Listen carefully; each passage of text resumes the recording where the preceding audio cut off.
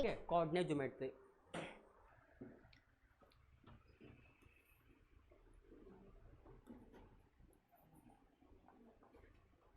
पहले थोड़ा सा हम लोग 2D के बारे में देख लेते हैं।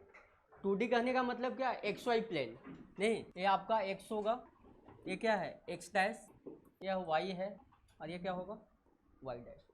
ठीक है, अब देखिए इसको, यह जो पॉइंट है इसको हम लोग बोलते हैं ओरिजिन। क्या बोलते हैं इसको, ओरिजिन। और जो ओरिजिन का जो कोऑर्डिनेट होता है वो क्या होता है 0 0। कभी कभी एग्जाम में मान लो कि बेसिक आपको ओरिजिन का डेफिनेशन भी पूछ लेता है, तो ओरिजिन का डेफिनेशन क्या हो सकता है, जो ओरिजिन होता है क्या, intersection point of X axis and Y axis. कभी कभी पूछ देता है कि intersection point of X axis and Y axis से होता है। जो ओरिजिन होता है वो होता है आपका इंटरसेक्शन पॉइंट ऑफ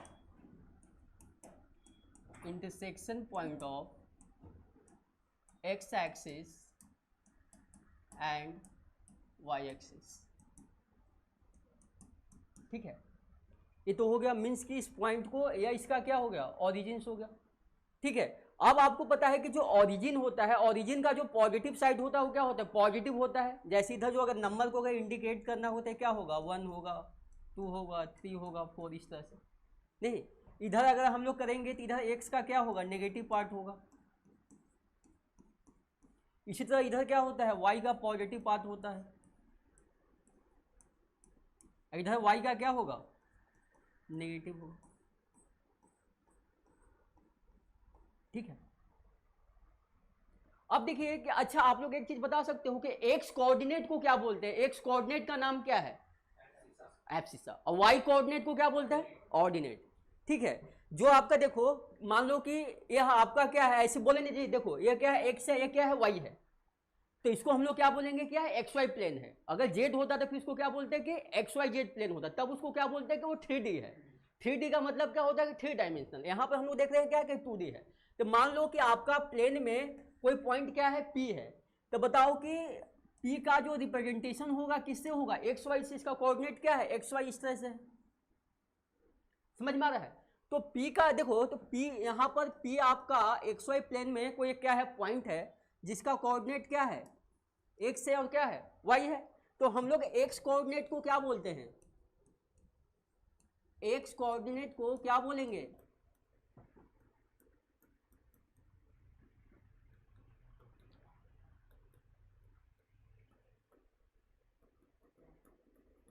एब्सिसा। और जो देखिए जो वाई कोऑर्डिनेट होता है उसको क्या बोलेंगे ऑर्डिनेट। ठीक है, वाई कोऑर्डिनेट को क्या बोलेंगे ऑर्डिनेट बोल। पहले इतना बातों को, पहले बेसिक बात को लिख लीजिए आप लोग कि आपका ओरिजिन होता है, इधर एक्स का पॉजिटिव होगा, इधर एक्स का क्या होगा नेगेटिव होगा, और एक्स कोऑर्डिनेट को हम लोग एब्सिसा बोलते हैं और वाई कोऑर्डिनेट को ऑर्डिनेट बोलते हैं। अगर आपको 2D आता है तो 3D आपको आसानी से आ जाएगा। वो कैसे आ जाएगा, बस चीज़ों को एक डायमेंशन को आपको क्या करना है बढ़ाना है वो। अब देखो सबसे पहला इसमें जो चीज़ होता है जिसको हम लोग बोलते हैं डिस्टेंस फार्मूला, आप लोगों को पता भी होगा।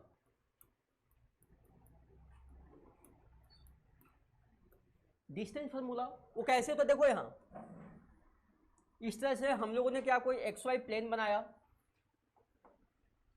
ठीक है, और प्लेन में मेरा 2 पॉइंट है। देखो एक पॉइंट है क्या P1, और P1 का जो कोऑर्डिनेट है वो है x1 y1। ठीक है, एक पॉइंट है P2 जिसका कोऑर्डिनेट है क्या x2 y2। ठीक है, इसको हम लोग एक पॉइंट से ऐसे क्या करते हैं ज्वाइन करते हैं।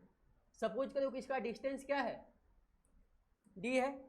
ठीक है, तो ये जो d क्या होता है, यह जो d जो निकलता है आपको पता भी होगा क्या होगा कि अंडर रूट, ठीक है, एक्स कोऑर्डिनेट का डिफरेंस का स्क्वायर मीन्स कि क्या होगा x2 माइनस x1 का होल स्क्वायर, उसके बाद होगा आपका y2 माइनस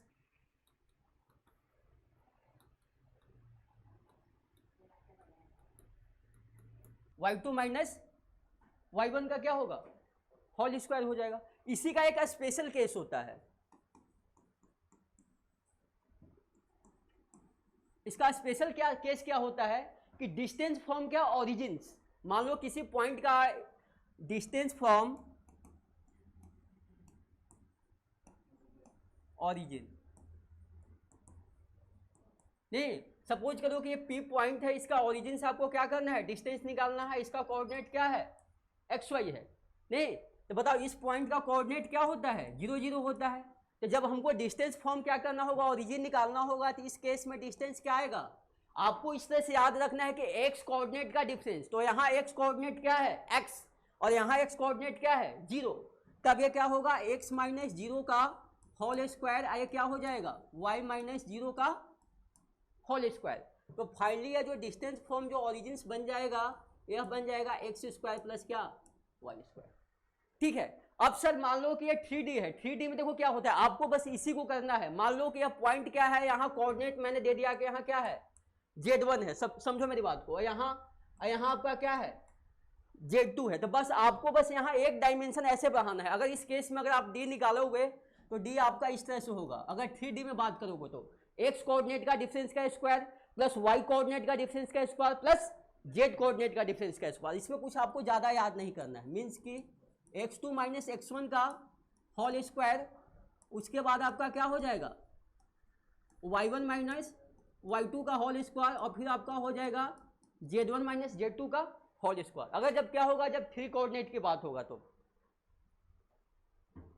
मान लो कि जब 3 कोऑर्डिनेट की बात हो रही है, उसमें बोल रहा है कि डिस्टेंस फ्रॉम ओरिजिन, तब क्या आ जाएगा जी, x square plus y square plus z square. याद रखना है 3D कुछ नहीं है। अगर आपको 2D आता है तो 3D कुछ है ही नहीं, बस उसको एक डायमेंशन बस बढ़ाना होता है। ठीक है। अगर 2 डायमेंशन की बात है तो इस तरह से, अगर 3 डायमेंशन की बात हो तो यहाँ क्या कर देंगे हम लोग, Z1 माइनस Z2 का क्या कर देंगे, इसको होल स्क्वायर कर देंगे। हाँ 3D है, पहले 2D से उसको इक्वेट करके 3D तक ही चले जाते हैं। ठीक है, जिससे आपको 2D में भी क्लैरिटी आ जाएगा, 3D भी हो जाएगा। नहीं 12th का ही सिलेबस है। जैसे आपको जो पढ़ना है वो 3D और वेक्टर अलजेब्रा पढ़ना है। आपका जो कोऑर्डिनेट ज्योमेट्री का जो पार्ट है उसमें आपको 3D पढ़ना और क्या पढ़ना है, वेक्टर अलजेब्रा पढ़ना है। तो 3D तो होगा ना, तो जैसे आपका 3D है तो उसमें भी सेक्शन फार्मूला है, उसमें भी क्या है, डिस्टेंस फार्मूला है, उसमें भी क्या इंटरनल डिवीजन है, उसमें भी क्या है, एक्सटर्नल डिवीजन है। जैसे हम लोग क्या करते थे कि हम लोग 2D में हम लोग निकालते थे किसका एरिया ऑफ ट्रायंगल निकालते थे, वहां आपको निकालना है एरिया ऑफ टेट्राहेड्रन। जैसे आपको कोऑर्डिनेट दे देगा उसका एरिया निकालना है, तो चीजों को धीरे धीरे बताएंगे। ठीक है, हो गया। देखिए अगला आपका है सेक्शन फार्मूला। अब सेक्शन फार्मूला में 2 केस होते हैं, एक होता है इंटरनल डिवीजन, एक क्या होता है, एक्सटर्नल डिवीजन। तो पहले लिखेंगे सेक्शन फार्मूला।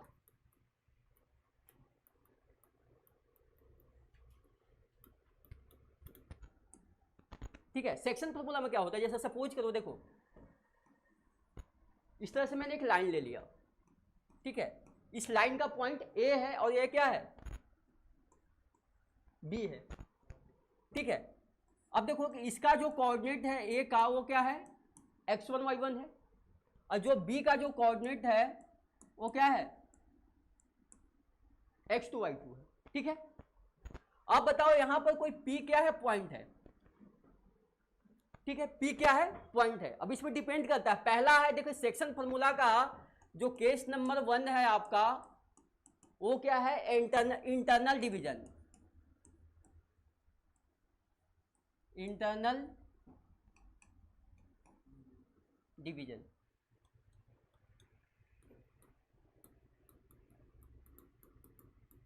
ठीक है, इंटरनल डिवीजन में क्या है कि जो P पॉइंट है लाइन AB को एम रेशियो एन में डिवाइड करता है। किस रेशियो में डिवाइड करता है, एम रेशियो एन में डिवाइड करता है।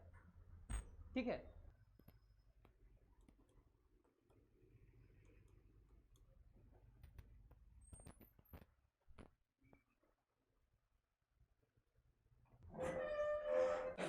देखिए P जो पॉइंट है लाइन AB को क्या एम रेशियो एन में क्या करता है, डिवाइड करता है।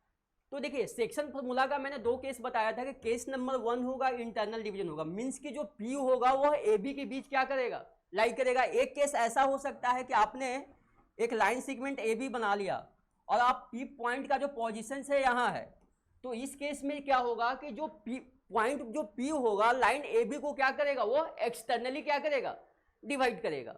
तो यहाँ सबसे पहले हम लोग देखेंगे कि इंटरनल डिवीजन का केस देखेंगे। तो यहाँ पर सबसे पहले मैंने क्या किया है कि लाइन AB लिया जिसमें पॉइंट ए का कोऑर्डिनेट क्या है, x1 y1 है, पॉइंट बी का कोऑर्डिनेट क्या है, x2 y2 है, ठीक है।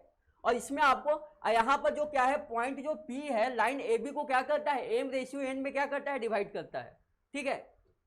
जो पॉइंट जो P है, point P divides A be in the ratio m/n, ठीक है। तो इसमें हमको क्या करना है कि पॉइंट P का क्या करना होता है, कोऑर्डिनेट निकालना होता है। तो पॉइंट P का कोऑर्डिनेट जो आता है इसमें, देखो यहां से mx2 plus ny1 upon m+n,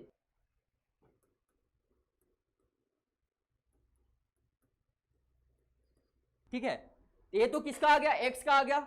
y वाले केस में क्या आएगा, my2 plus ny1 upon m+n होगा, ठीक है।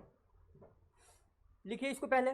देखिए कोई प्लेन में क्या है, कोई ट्रायंगल है जिसमें पॉइंट ए का जो कोऑर्डिनेट क्या है, x1 y1 है, बी का क्या है, x2 y2 है, और सी का क्या है, x3 y3। अब यहां से इस ट्रायंगल का हमको एरिया निकालना है,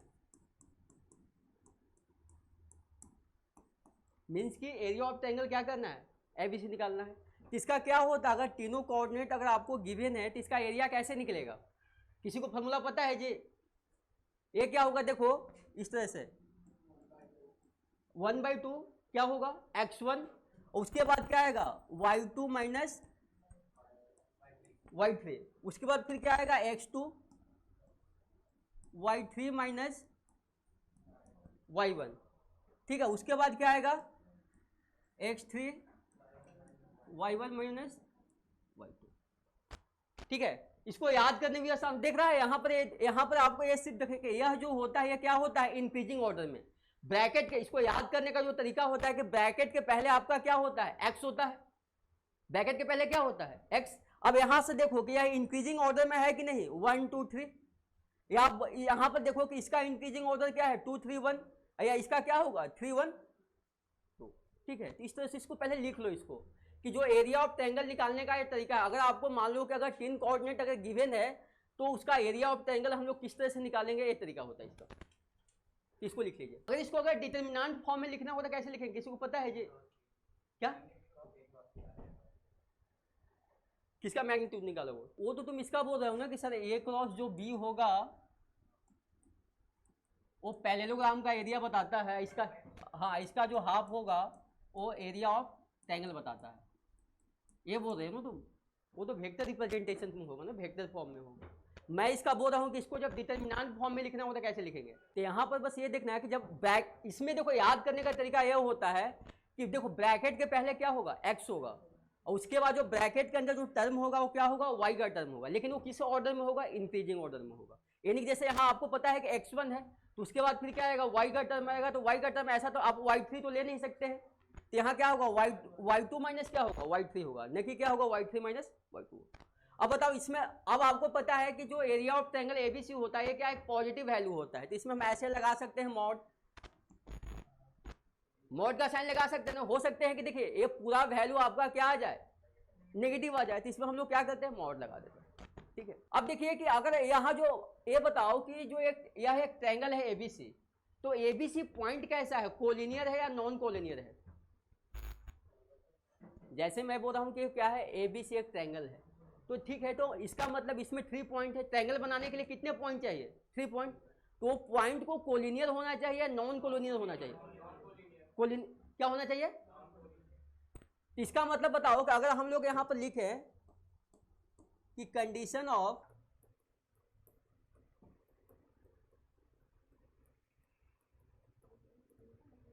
मीन्स की कोलिनियर, कोलिनियर कहने का मतलब क्या होगा कि जैसे मैंने ऐसा एक लाइन ले लिया, यहाँ देखो ए है पॉइंट, बी है, सी है, डी है, ई है, ये सारे के सारे पॉइंट क्या है, कोलिनियर है। मीन्स की क्या करते हैं, एक ही लाइन पर लाई करते हैं। अगर हम यहाँ बोले कि कंडीशन ऑफ क्या कोलिनियरिटी, इसका कंडीशन क्या होगा कि इससे जो एरिया बनेगा उसका एरिया क्या होगा, 0 होगा।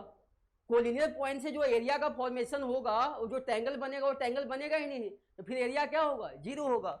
मीन्स कि इस केस में आपका जो होगा एरिया ऑफ ट्रायंगल क्या होगा, जो ABC होगा वो क्या होगा, 0 होगा।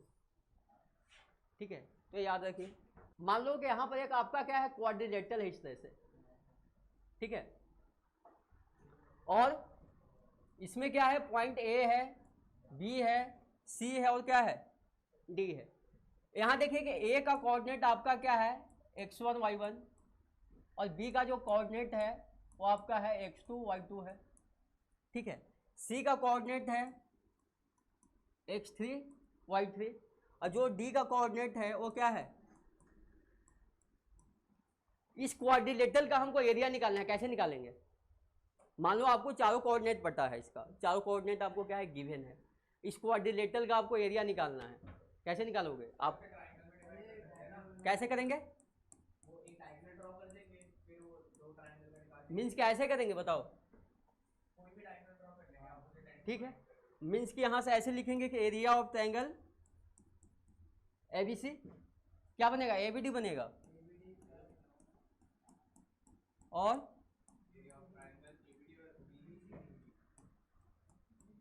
ठीक है। अब आपको ABD का निकालने का तरीका पता है, कैसे निकालोगे बताओ। इसमें क्या आ गया ABD और क्या D आ गया, कैसे लिखोगे इसका एरिया, लिखो इसका। आपको ऑर्डर पता होना चाहिए जी, आप जब भी आप करो तो या तो आपको देखो, या तो आपको एंटी क्लॉकवाइज लेना होगा या क्या लेना होगा, क्लॉकवाइज लेना होगा। ठीक है, अगर इसको आप क्लॉकवाइज ले तो इसको भी क्लॉकवाइज लेना होगा। तो बताओ इसका एरिया ABD का क्या लिखोगे बताओ आप लोग। 1/2 यहाँ तो नहीं है ना, यहाँ क्या है x1 x2 और फिर क्या आ जाएगा x4 आ जाएगा, आ जाएगा ना। तो कैसे लिखेंगे बताओ, x1 माइनस क्या होगा बताओ, हाँ y2 माइनस क्या होगा y4, उसके बाद फिर क्या आएगा x2, तो x2 क्या आएगा बताइए, y4 माइनस,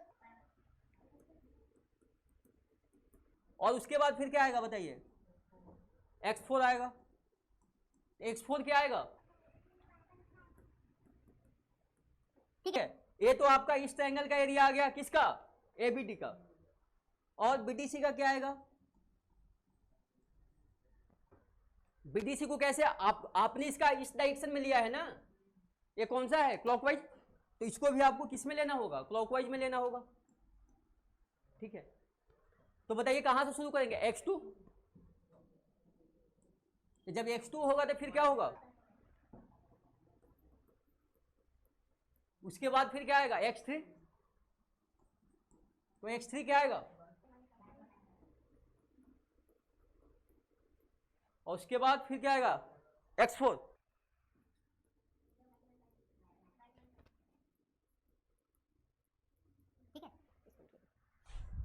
अब मैं कुछ इसका बेसिक क्वेश्चन करवाता हूँ कोऑर्डिनेट ज्योमेट्री का, जो आप लोग कीजिएगा। आपको पता है ना कि कोऑर्डिनेट ज्योमेट्री में बेसिक जो ज्योमेट्री की जो प्रॉपर्टी होती है वो अप्लाई, जैसे आपका पैरेललोग्राम का जो बेसिक प्रॉपर्टी हो गया, जो रोम्बस का जो बेसिक प्रॉपर्टी हो गया, वो सारा आपका क्या होगा इसमें अप्लाई होगा।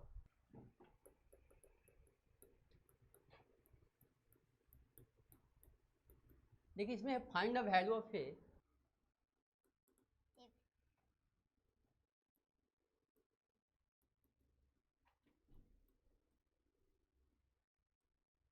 the distance between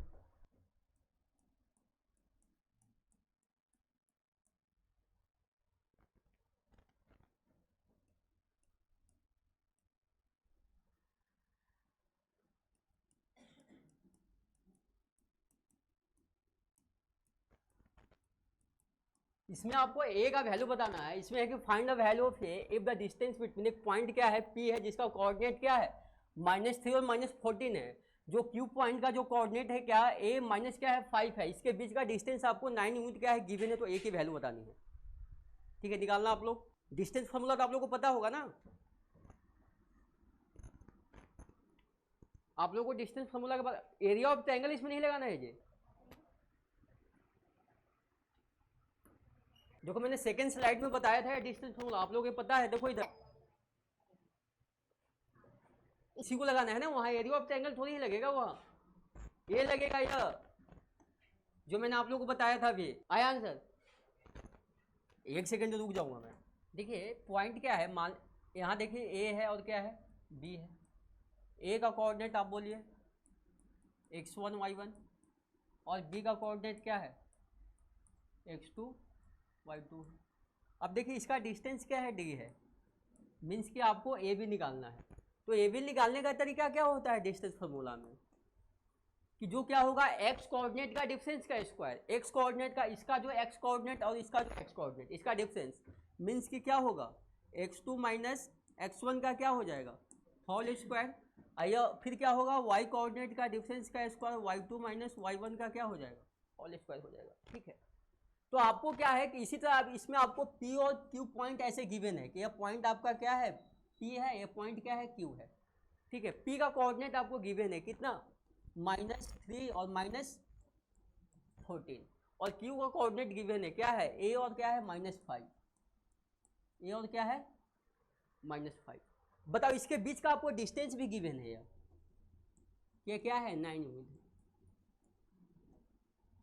ठीक है, तो इस केस में आपको क्या करना है a की वैल्यू निकालना है। तो बताओ डिस्टेंस फार्मूला में d निकालने का तरीका क्या होता है यहाँ। हाँ वही तो d आपको गिवन है, d क्या होता है यहाँ डिस्टेंस होता है ना। तो बताइए इसमें इसका डिफरेंस निकाल लेते हैं। यहाँ क्या है a और यहाँ क्या है -3, मीन्स क्या ऐसे लिखेंगे देखो a -3 और इसका क्या हो जाएगा होल स्क्वायर। उस तरह से फिर देखो इसका क्या है -5, इसका क्या है -14, तो हो जाएगा आपका -5 -14 इसका क्या हो जाएगा होल स्क्वायर। यह वैल्यू आपको गिवन है क्या है 9 है। तो बताओ माइनस माइनस मिलकर मल्टीप्लाई प्लस बन जाएगा, मीन्स कि इसको हम लोग लिख सकते हैं a+3 का होल स्क्वायर लिख सकते हैं। इसको क्या लिख सकते हैं ये बन जाएगा प्लस का 14, ये क्या रहेगा माइनस का 9 सॉरी माइनस का 5, तो इसका जो रिजल्टेंट वैल्यू क्या आ जाएगा 9। ठीक है,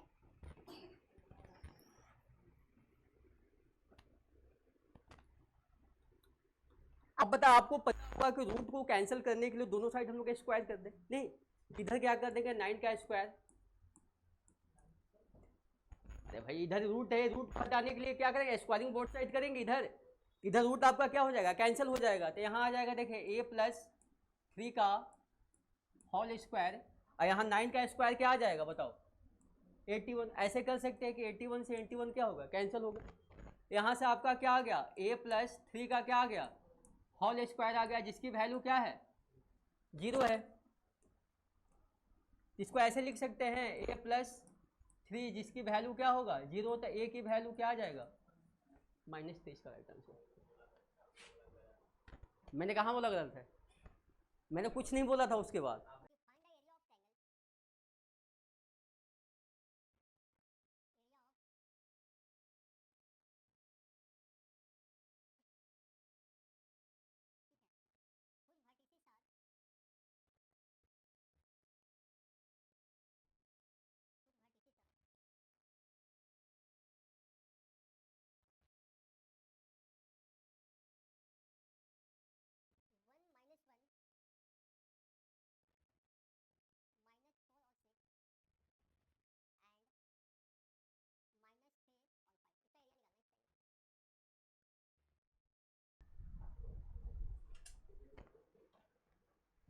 देखो फिर आया होगा,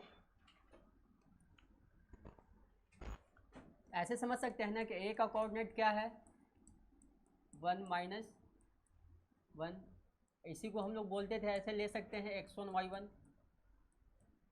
b का कोऑर्डिनेट क्या है -4 और 6, इसको x2 y2 ले सकते हैं। c का कोऑर्डिनेट क्या है -3 और 5, इसको y3 ले सकते हैं। ठीक है, आपको निकालना है क्या इसमें एरिया ऑफ ट्रायंगल ABC। याद है जी 1/2 याद करने की जरूरत नहीं है, 1/2 x1 की वैल्यू क्या दिख रहा है जी 1। उसके बाद y2 - y3 6 - 5 होगा 6 - 5। उसके बाद होगा आपका x2 की वैल्यू क्या है -4। उसके बाद क्या होगा x2 y3 minus y1, y3 की वैल्यू 5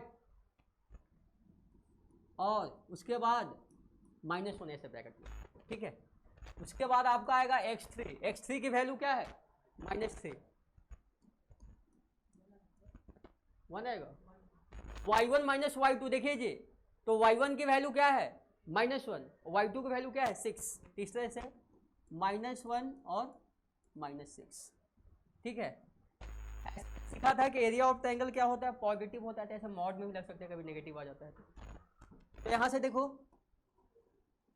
1/2, यहाँ से क्या आ जाएगा 1, और यहाँ से क्या आ जाएगा, देखो जी ये क्या हो जाएगा प्लस का 6 ना और माइनस का 4, और यहाँ क्या आ जाएगा बताइए, हाँ प्लस का 21। तो यहाँ बताइए यहाँ आ गया 1/2, इसको सिंप्लीफाई कीजिएगा तो कितना माइनस का 2 ना, इसमें मोड हटता है तो क्या आ जाएगा 1 यूनिट आ जाएगा, 1 स्क्वायर यूनिट होगा ना, एरिया ऑफ ट्रायंगल है नीचे। मैंने कहाँ गलत बोला था बताओ। देखिए नेक्स्ट क्वेश्चन इससे थोड़ा सा अच्छा होगा, अब मैंने उसके बारे में बता दिया है, चलो उसको लिख देता हूँ कैसे करना। इसको मॉड का साइन बोलते हैं, ठीक है। एरिया ऑफ ट्रायंगल जो होता है या जो कोऑर्डिनेट का पाथ है ना जी, मान लो कि आपने क्या किया, एरिया ट्रायंगल नीचे बना दिया तो इसका एरिया क्या आएगा नेगेटिव ही आएगा ना, फोर्थ क्वाड्रेंट पे बनाओगे तो, इसलिए क्या होता है उसको पॉजिटिव करने के लिए हम लोग मॉड का साइन लगा देते हैं, ठीक है। देखिए अगला क्वेश्चन है कि find the value of M, find the value of M if the points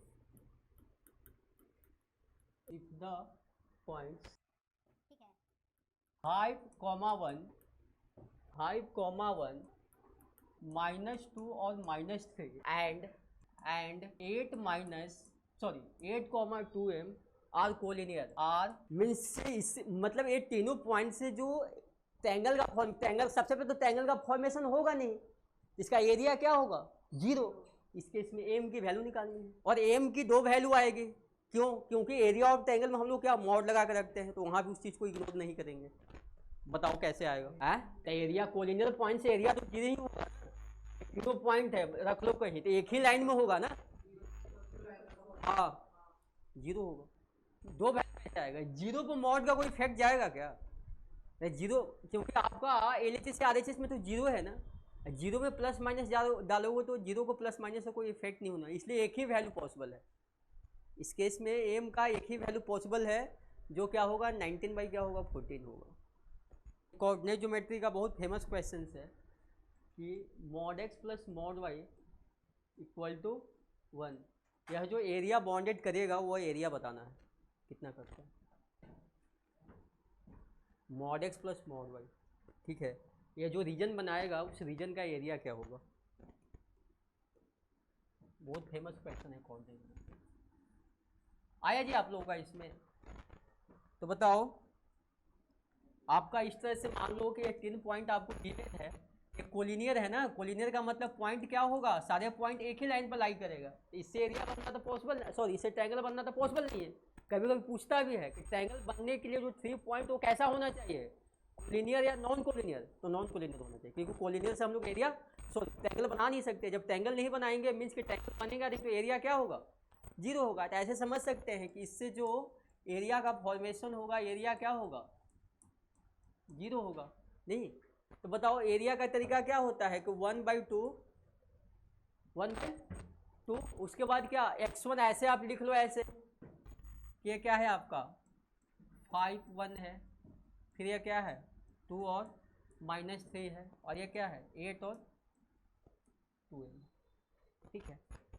तो बताइए x1 कितना है 5, उसके बाद देखिए y1 सॉरी x1 हो गया तो फिर क्या होगा y2 माइनस y2 की वैल्यू माइनस, उसके बाद फिर क्या आएगा 2m आएगा ना, चल रहा है पता जी आप लोगों को। x2 की वैल्यू क्या, उसके बाद क्या आएगा y3 माइनस y1, तो y3 की वैल्यू 2m, और उसके बाद y1 की वैल्यू क्या होगा 1, उसके बाद देखिए क्या आएगा x3, तो x3 की वैल्यू क्या है 8, और उसके बाद क्या आएगा y1 माइनस y2, तो y1 की वैल्यू 1 और y2 की वैल्यू -3, इस तरह से। ये क्या होगा 0 होगा। ये बताओ कि 1/2 का तो कोई इफेक्ट नहीं रहेगा 0 पर, तो इसको इस तरह से सिंप्लीफाई कीजिए, क्या आएगा यहाँ बताइए, ये क्या आ जाएगा -15 आएगा जी, 5 से मल्टीप्लाई करेंगे तो। उसके बाद फिर क्या आएगा -10m आएगा, यहाँ क्या आ जाएगा -4m, उसके बाद क्या आएगा +2। अब ये बताओ ये माइनस माइनस होके क्या बन जाएगा प्लस, मीन्स की 4 बन जाएगा, मीन्स की ये बन जाएगा 32, यह बन जाएगा RHS में आपका 0। अब यहाँ से सारे न्यूमेरिकल वैल्यू को एक साथ सिंप्लीफाई कीजिए तो देखिए कितना है -10m और -4m, कितना होगा -14m, -14m।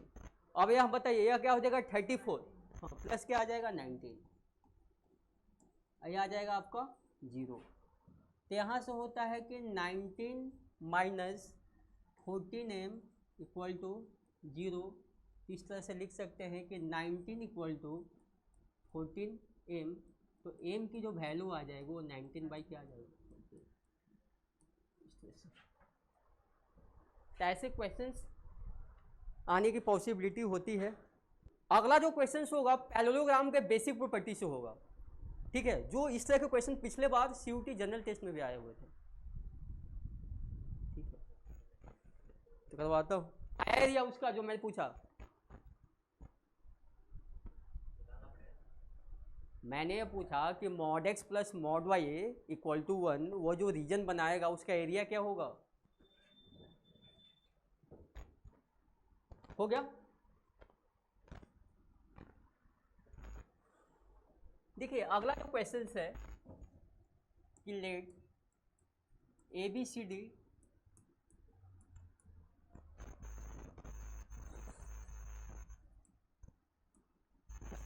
आता है तुम लोग को, इसको बोलते हैं पैरेललोग्राम, पैरेललोग्राम का, तो लेट ABCD क्या है पैरेललोग्राम से, such that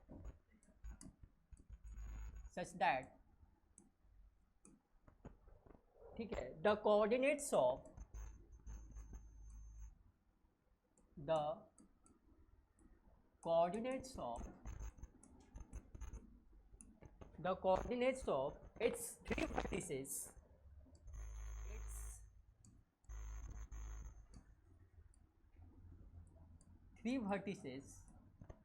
its three vertices, ABC are 1 1 3 4 and 2 8 respectively,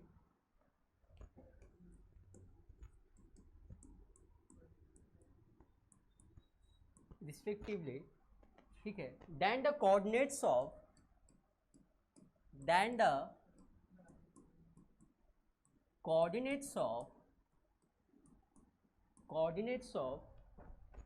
the vertex dr, इस तरह से।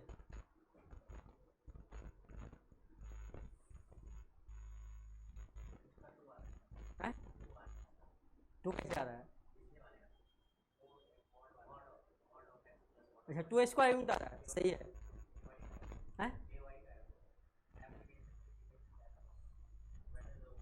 कोऑर्डिनेट ज्योमेट्री का भी है वहाँ पे, तो कोऑर्डिनेट ज्योमेट्री का कितना 2 स्क्वायर यूनिट है, वो नॉर्मल से भी निकल जाता है वो। इसमें क्या है देखो ABCD, देखो इसको बोलते हैं पैरेललोग्राम्स, ठीक है, तो आपको एक पैरेललोग्राम्स दिए हैं, उसका डी वर्टेक्स दिया है आपको, तो डी वर्टेक्स से पैरेललोग्राम का उसका कोऑर्डिनेट निकालना कैसे निकालना, देखो कुछ दिमाग लगाकर। पैरेललोग्राम के बारे में सबको पता है ना जी,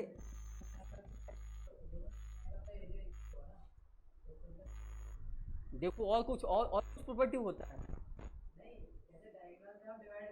हम्म।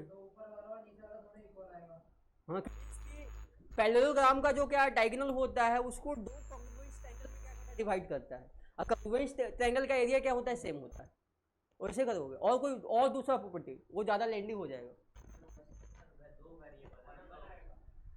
और देखो सोच कर देखो हाँ, एक से डी है तो एक्स वाई दोनों वेरिएबल से कैसे हो, कैसे नहीं होगा। और कुछ पैरेललोग्राम का प्रॉपर्टी होता है।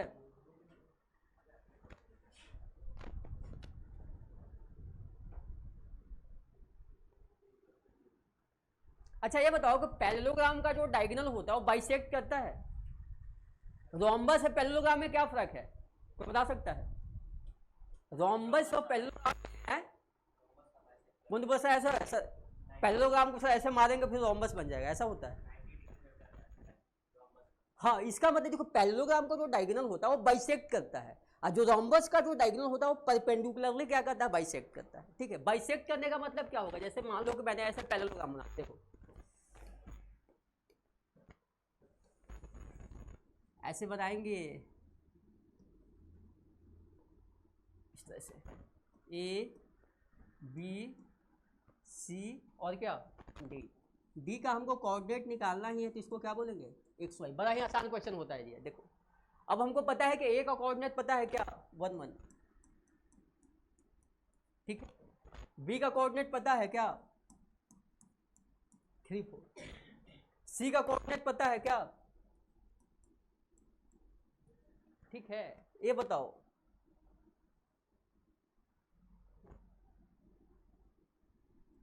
इसका ये क्या है, वो क्या है, पैरेललोग्राम का डायगोनल का क्या है, इंटरसेक्शन पॉइंट है।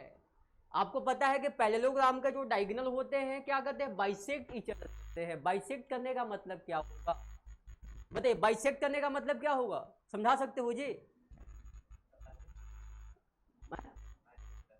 हाँ, बाइसेक्ट करता नहीं है पैरेललोग्राम का। बाइसेक्ट करने का मतलब क्या होगा, मान लो कि देखो एसी और बीडी का इंटरसेक्शन पॉइंट क्या है, वो है। इसका मतलब बताओ, बाइसेक्ट करने का मतलब ए रीजन हो जाएगा, ये ऐसे मीन्स कि वो जो होगा, इसका जो इंटरसेक्शन पॉइंट होगा, दोनों दोनों डायगोनल का क्या बनेगा, वो मिड पॉइंट होगा। क्या होगा, मिड पॉइंट होगा। अब बताओ मिड पॉइंट का कोऑर्डिनेट निकालने आता है आप लोगों को, कैसे? देखिए ऐसे समझो कि मिड पॉइंट का, जैसे मैंने सेक्शन फॉर्मूला में बताया था, बताया था कि प्लस क्या, बताया था इस तरह से। जब बताओ कि मिड पॉइंट की जब बात है, जो ओ आपका क्या है, जैसे अगर ओ का कोऑर्डिनेट निकालना है तो वो क्या है, बीडी का भी मिड पॉइंट है और क्या है, एसी का भी क्या है, मिड पॉइंट है। तो मिड पॉइंट का कोऑर्डिनेट निकालने का जो तरीका होता है मिड पॉइंट का, वो उसका जो मान लो कि क्या है आपका मिड पॉइंट है, ठीक है। ये इस तरह से आपका लाइन है क्या, ए और क्या है, बी है। ए का कोऑर्डिनेट क्या है, x1 y1 है, और बी का कोऑर्डिनेट क्या है, x2 y2 है।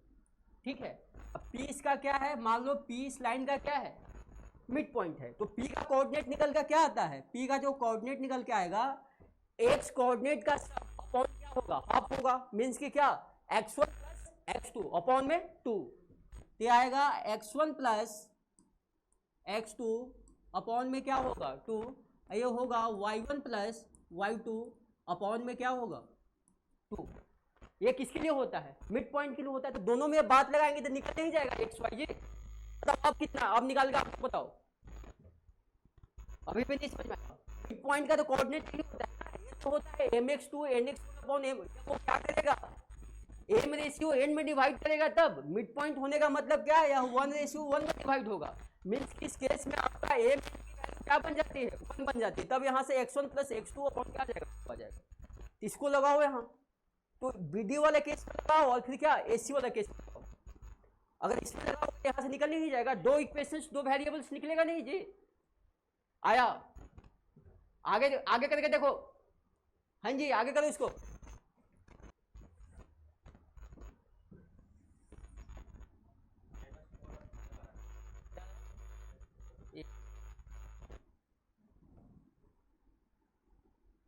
इतना तो कर जी, कौन बता सकता है तुमको? बताओ। हाँ जी, ओ का आप कोऑर्डिनेट निकालिए, पहले बीडी के लिए निकाल लीजिए, ठीक है, बीडी के लिए तो एक्स कोऑर्डिनेट का सम का है मीन्स की आ जाएगा यह एक्स प्लस 3 अपॉन में 2 आ जाएगा, इसका आ जाएगा वाई प्लस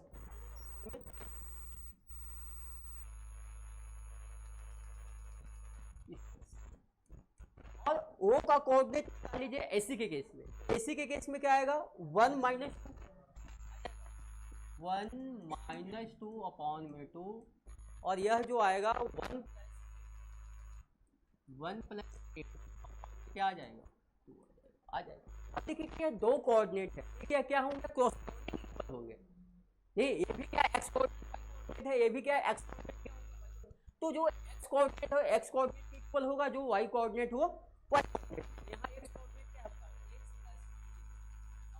क्या है 2, यहाँ से सिंप्लीफाई करने के बाद क्या -1/2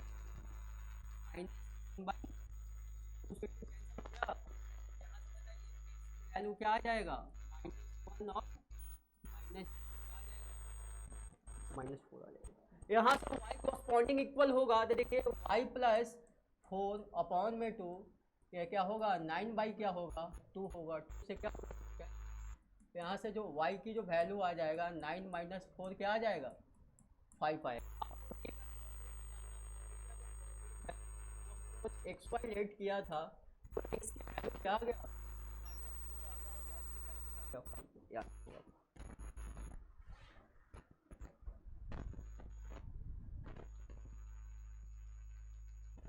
सही है, समझ में आ रहा कर लिया था, ठीक है।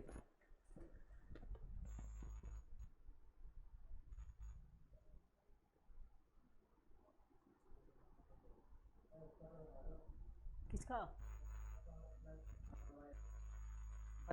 बता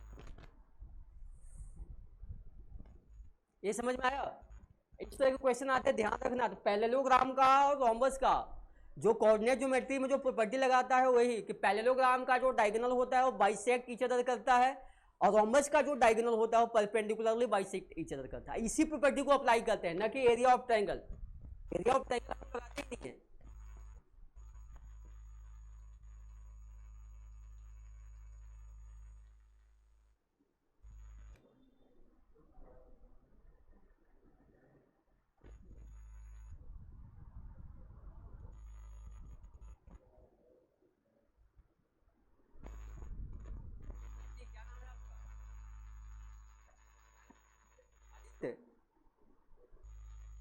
तो क्या डी का आया, डी का कोऑर्डिनेट आया नहीं जी -4 और 5 फ्रंट में तो लिखा हुआ है ना, अरे बगल में हो उसको थोड़ा बताया करो ना उसको, अच्छा गर्मी में कम दिखता है उसको, ठंड में उसकी विजिबिलिटी ज़्यादा बढ़ जाती है, ऐसे भी जनरली इंसान को पड़ोसी से थोड़ा सा जलन होता है नहीं,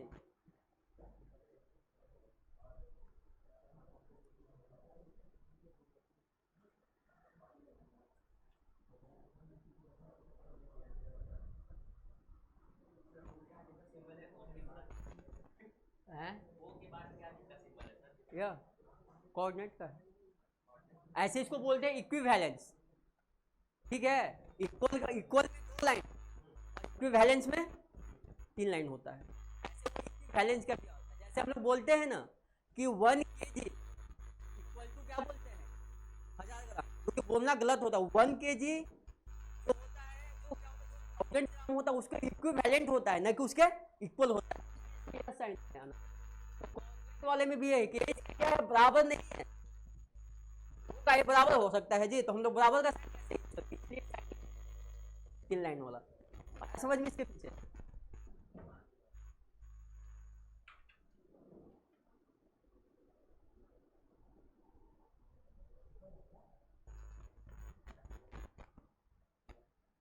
समझ में आपको,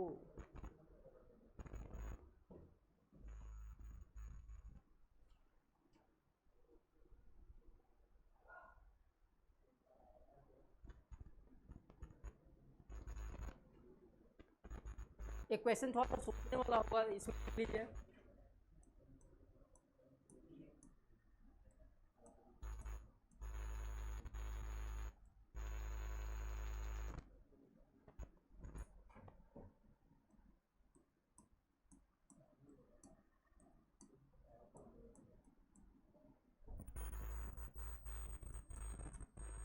देखिए इसमें समझाता हूँ मैं, इसमें क्या है देखिए, एरिया इनक्लोज बाई क्या है 2 mod x प्लस क्या है 3 mod y इक्वल टू क्या है 6। ये कितना एरिया क्या करेगा इनक्लोज, और इसमें ऑप्शन भी है आपके कि क्या करेगा 12 स्क्वायर यूनिट बनाएगा,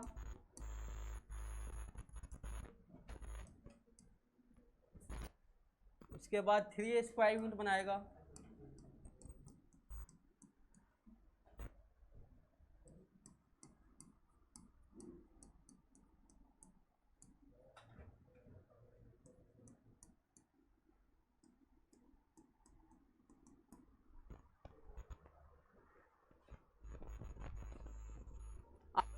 मतलब समझ में आता है।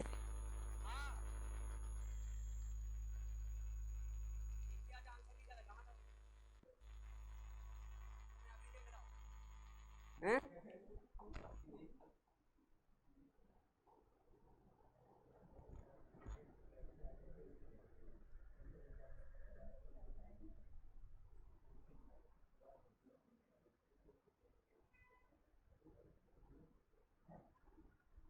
आप लोगों का मॉड का मीनिंग समझ में आता है कि मॉड का मीनिंग क्या आता है बताओ। जैसे मैं पूछूं कि ऐसा ऐसा करो कि आप y equal to mod x का ग्राफ खींचो, कैसे खींचोगे? ऐसे ऐसे खींचोगे, ऐसे देखो ऐसे खींचोगे, ऐसे इस तरह से हो जाएगा। अगर पता चला ऐसे देखो, ऐसे जो लाइनिंग होता है ऐसे इतना ही पता होना चाहिए आपको। आप खींचते हैं हम लोग, ये क्या होता है y इक्वल टू किसका होता है x का, y इक्वल टू किसका होता है मॉड x का। जो ऐसे जो ग्राफ खींचते हैं, ऐसे जो बेसिक होता है ये किसका होता है y equal to X square का, क्या होता है पैराबोलिक शेप का होता है। ये तो ग्राफ आपको पता होना चाहिए। कभी कभी ये मॉड घूमते रहता है यार, नहीं तो कैसे इसको देखो आसान होता है यार, ऐसे देखने में लग रहा होगा, ठीक है आ रहा समझ में। कभी कोई पूछता है y equal to X square का ग्राफ कैसा होता है, तो पैराबोलिक से, इस शेप को क्या बोलते हैं क्वाड्रेटिक बोलते हैं, पैराबोलिक बोलते हैं। पैराबोलिक शेप कैसे बनता है, अरे मान लो कि जो क्रिकेटर होता है जो छक्का लगाता है, देखता है बॉल ऐसे गया फिर ऐसे आया, वो प्रोजेक्टाइल होता है ना, तो वहां भी पैराबोलिक शेप बनता है। छक्का पहले ऐसे जाएगा तब तो डाउन होगा ना, पहले पहले तो एक बार आसमान मैक्सिमम हाइट तक गया। जो प्लेयर होता है जब छक्का लगाता है पहले तो अपना मैक्सिमम हाइट तक गया, उसके बाद फिर आ जाता है नीचे, तो वहां भी क्या होता है पैराबोलिक शेप ही होता है इसका आंसर। बात में फंसा रहे हो उनको।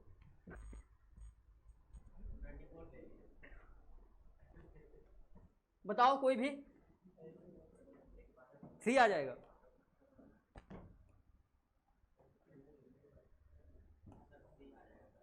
थ्री आ जाएगा। देखो यहाँ वोट देने से कुछ नहीं होगा, वहां तो आपको कांग्रेस और बीजेपी को पोल करना है, ठीक है।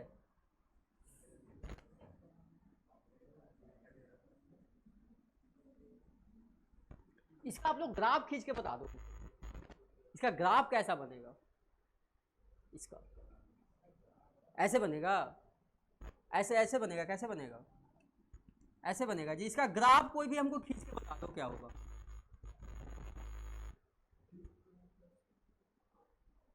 दिमाग लगा कैसे खींचते हो सर, पहले आप लोगों को सिखाया गया था कि ऐसे x खींच लेते थे, ऐसे y खींच लेते थे, x की वैल्यू डालते थे y की वैल्यू ऐसा। पहले इसका ग्राफ अगर खींच लिया तो इस क्वेश्चन ही बनेगा। सबसे समस्या है इसका ग्राफ खींचना, कैसे ऐसे हो जाए।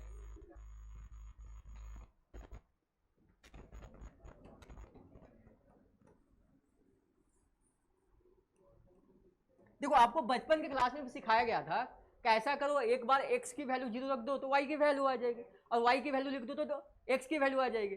लाइन खींचने के लिए 2 पॉइंट चाहिए हमको, 2 पॉइंट मिल गया तो आप खींच गए। नहीं जी, ऐसे पहले सिखाया जाता था। कैसे कर लेंगे, यहाँ से ऐसे बना लेंगे।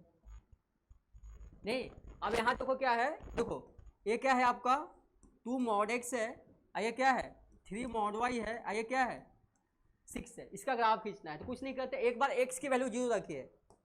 बताओ जी, x की वैल्यू 0 रखने से y कितना मिलेगा, 2 मिलेगा।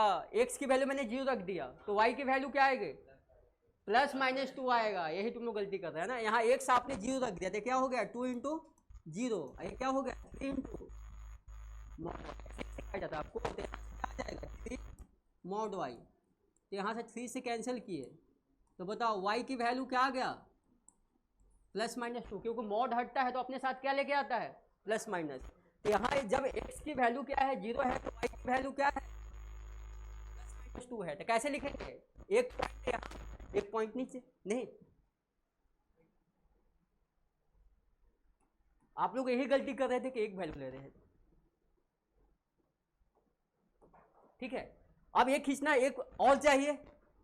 नहीं तो ये बताओ, एक बार क्या कर दो y0 कर दो, y0 करने पर x की वैल्यू क्या आ जाएगी +-3। नहीं देखो x की जो वैल्यू आ जाएगा वो +- क्या आ जाएगा 3 और क्या आ जाएगा 0 आ जाएगा। तो बताइए +3 कहाँ रखे, एक यहाँ होगा एक यहाँ होगा, तो इसको क्या, इस पॉइंट को हम लोग बोलेंगे 30, इसको क्या बोलेंगे। ठीक है, अब बताओ सब पॉइंट को मिलाएंगे तब तो कुछ बनेगा, रीजन नहीं ऐसे मिला हुआ है आराम से। अब आ गया समझ में, बन गया ऐसा, यही रीजन बना। और इसी का क्या करना है, एरिया निकालना है। कैसे निकालेंगे इसका एरिया बताओ। अरे ट्रायंगल है ना जी, देखो कितने ट्रायंगल बन रहे हैं, देखो 1 2 3 और 4, सारे जो ट्रायंगल बन रहे हैं वो क्या बन रहे हैं राइट एंगल ट्रायंगल। और राइट एंगल ट्रायंगल का एरिया क्या होता है 1/2 बेस इंटू हाइट। समझ में आया, 1/2 क्या होगा बेस इंटू हाइट होगा। तो बताओ जी इसका एरिया क्या आएगा, बताओ इसका बेस की वैल्यू क्या है 3 है, और इसका हाइट क्या है 2 है। इसका जब एरिया निकालेंगे तो क्या आ जाएगा 1/2 2 × 3, यहाँ मीन्स कि इसमें क्या आ गया 3 आ गया। इसका एरिया निकालेंगे, इसका एरिया हमको पता है, एरिया निकाल रहे हैं तो इस वैल्यू को पॉजिटिव लेंगे इतना। इसमें भी वही आएगा जी 3 और क्या है 2 है, इसमें भी क्या आएगा 3 आएगा और इसमें भी 3 आएगा। तो 3 × 4 क्या आ जाएगा 12 आ जाएगा। कोई बड़ा क्वेश्चन नहीं था जी, आसान ही था। जो आपको 9th 10th क्लास में बताया गया था ग्राफ खींचने का तरीका वही खींचना था। ठीक है, और आप लोग इसको देख के डर जाओगे। आया समझ में, आगे अगर आप खींचते मॉड वाई में तो समस्या नहीं होगा ना, अगर मॉड x + मॉड y होगा कोई दिक्कत नहीं खींचने के नाम से। आया समझ में जी।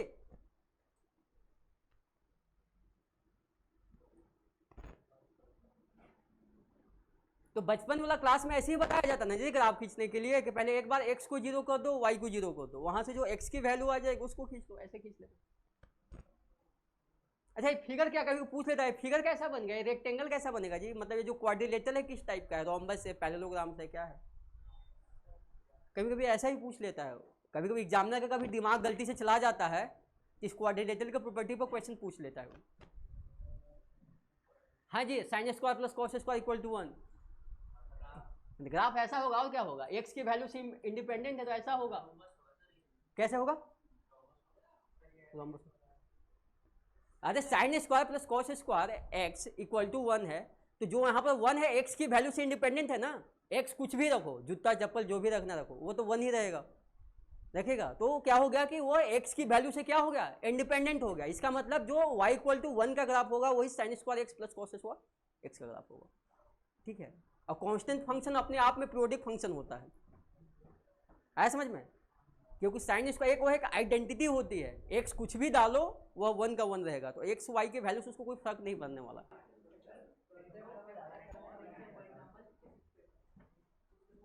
ठीक है,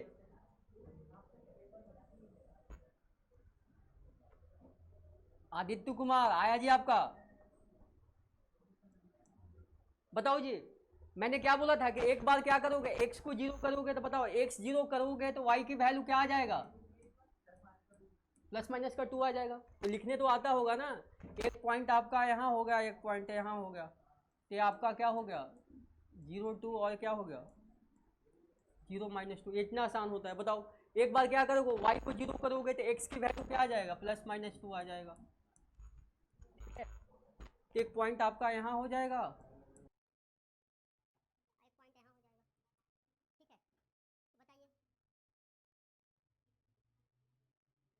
ये तो आपका रीजन बन गया।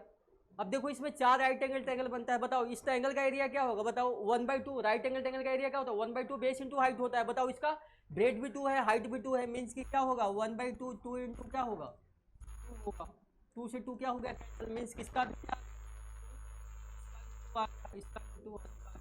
तो फाइनली आंसर क्या आ गया 8। देखिए ऐसे क्वेश्चन पूछते हैं जो बड़ा आसान होता है, लेकिन बच्चा डरता है इससे कि इसमें मोड लगा हुआ है। मोड लगा हुआ था क्या हुआ, हमको 9th क्लास में तो ऐसा सिखाया गया था ना ग्राफ खींचने के लिए।